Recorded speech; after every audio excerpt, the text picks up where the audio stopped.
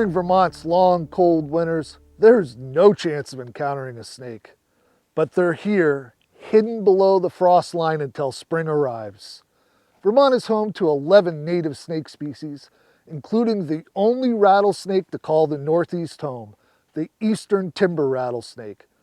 But these reclusive animals are at the northern end of their range, and only a tiny population exists after years of human persecution and habitat loss. Today, concerned conservationists are working hard to ensure that Vermont's only venomous reptile remains a vital part of our natural heritage. The rattlesnake in Vermont is a native species. It's one of the original Vermonters, and they're an endangered population, very small in numbers. We estimate on the order of several hundred animals statewide.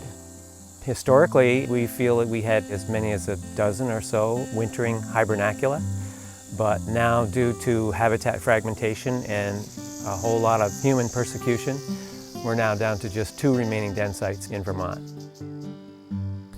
We happen to know as professionals that each one of these animals plays a real key role in maintaining the integrity of the ecosystem, and that's why it's important. For decades, rattlesnakes were viewed as a threat to be exterminated. A bounty on timber rattlesnakes existed until 1971, by which point they had almost been wiped out in Vermont.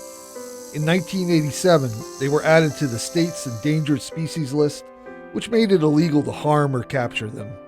That helped, but the population remains perilously low and is confined to a small part of western Rutland County.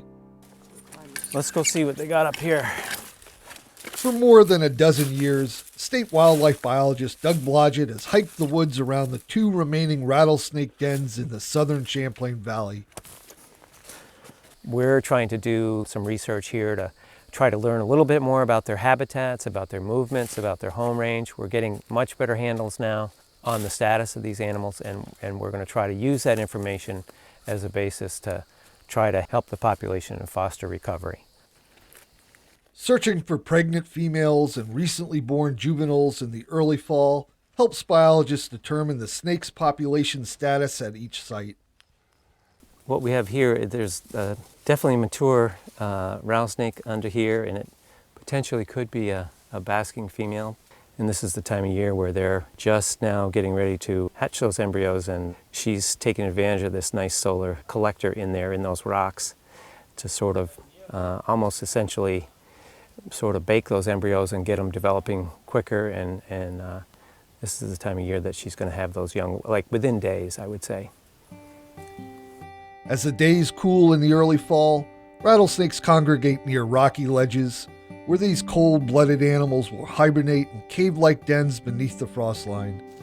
Soon after rattlesnakes were listed as a state endangered species, the Nature Conservancy began protecting these essential habitats, which are home not only to rattlesnake dens, but also Vermont's only native lizard, the 5-line skink. We're fortunate in that the rattlesnake shares habitat with other rare species in rare communities in western Rutland County, so that we're actually protecting more than one species with our efforts of land protection here. In the spring, the snakes leave their dens and head to feeding and mating habitats. These outmigrations bring them in contact with predators, roads, homes, and ultimately humans. In order to help the snakes coexist peacefully with people, the Nature Conservancy and the Vermont Fish and Wildlife Department teamed up to create the Rattlesnake Removal Program. What we've done is collected the addresses of all the landowners that may be within the range of the rattlesnake, and we send out a letter and a refrigerator magnet. And the letter explains that if they encounter a rattlesnake, we'd like them to call one of the several numbers that are on this refrigerator magnet. And someone will come out to their property and actually capture that rattlesnake and remove it from their property. And we will take it back to a safe location. So you were walking in and she was right behind the smoker coming this way. That's exactly what happened when a local homeowner encountered a snake by his house. The call was made, and Murray McHugh soon arrived to safely remove it. Even though timber rattlesnakes are mostly docile, it's a job best left to experts. The best way to handle a rattlesnake is not to. That is the cardinal rule. Just leave that to some real trained professionals that know what they're doing, and there's a good rationale for doing it. And we're trying to educate folks that the snakes are not aggressive, that they don't necessarily need to be afraid. They will give you every opportunity to avoid a confrontation. They want to be left alone, they want to get something to eat now and again, some rodents, and they want warmth and sunshine. That's what they're looking for, and they're not looking for us. They're not looking to tangle with us. With the snake safely secured, it's brought back to a lab for data collection.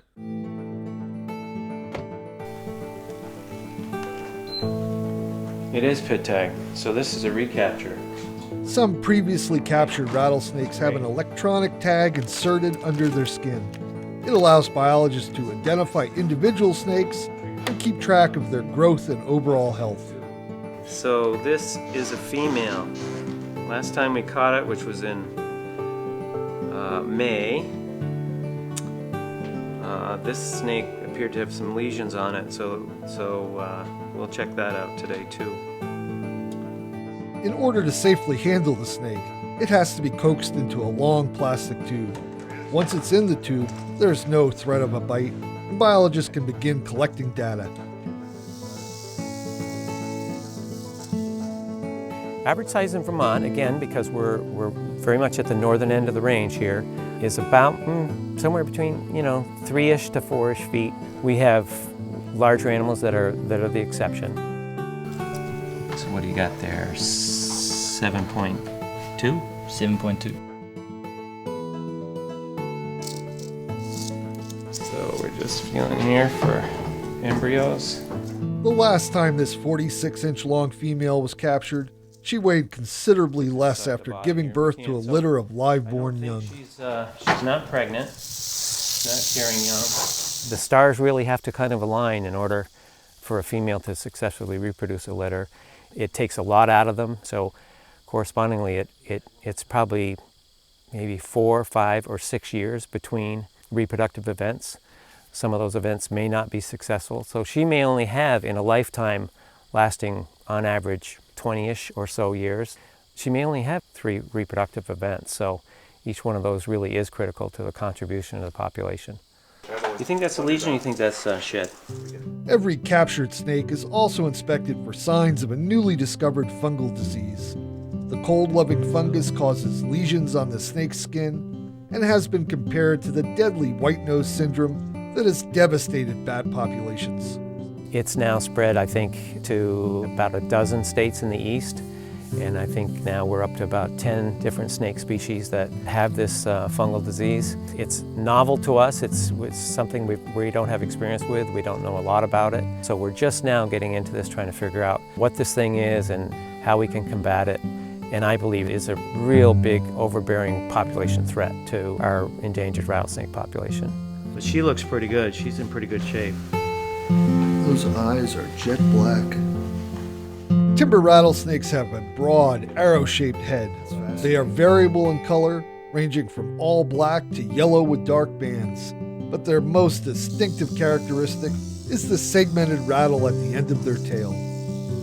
So each time they shed their skin, they actually lay down a single rattle. And the rattle's made of keratin, just like your fingernail. So we know she's had 1, 2, 3, 4, 5 sheds since she was last painted, which would be 2 sheds per year, which is, she's doing good.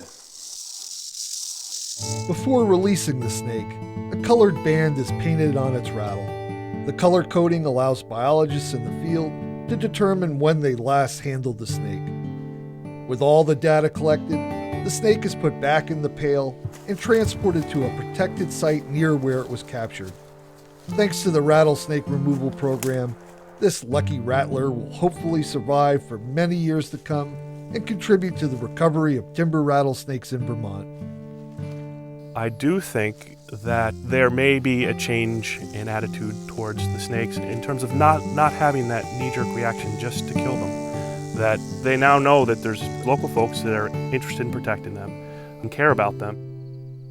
Vermont is a pretty domestic landscape. It's pretty tame. And in my mind, this animal is, to me, one of the last symbols of real wildness here in Vermont. And that's part of the reason I really enjoy working with this species because when I'm in rattlesnake country, I'm jazzed by it, I'm excited by it. It's stimulating, it's exciting. I do view them as pretty much the ultimate remaining symbol of wildness in Vermont.